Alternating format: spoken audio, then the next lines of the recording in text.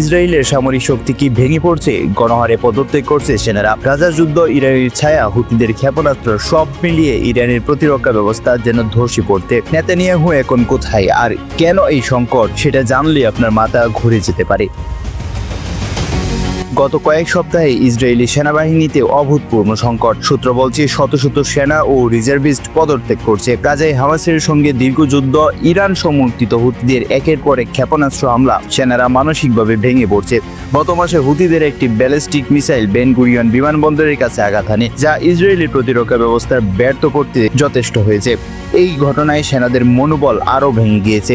এদিকে ইসরায়েলি সংবাদ মাধ্যমের খবর, সেনাবাহিনীতে নতুন সৈন্য নিয়োগে হিমশিম খাচ্ছে নেতানিয়াহু সরকার। এমনকি হারেদি, যারা অতি ধর্মীয় ইহুদি সম্প্রদায়ের 50,000 সেনা নিয়োগের পরিকল্পনা ধর্মীয় দলগুলোর বিরোধিতায় ব্যর্থ হয়েছে।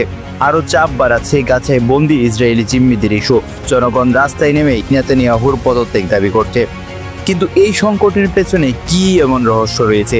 বিশ্লেষকরা বলছেন, নেতানিয়াহুর একগুঁয়ে নীতি আর গাজায় অব্যাহত যুদ্ধ সেনাদের হতাশ করছে। ইরানের প্রক্সি গ্রুপগুলো হুতি, হিজবুল্লাহ একযোগে চাপ সৃষ্টি করছে।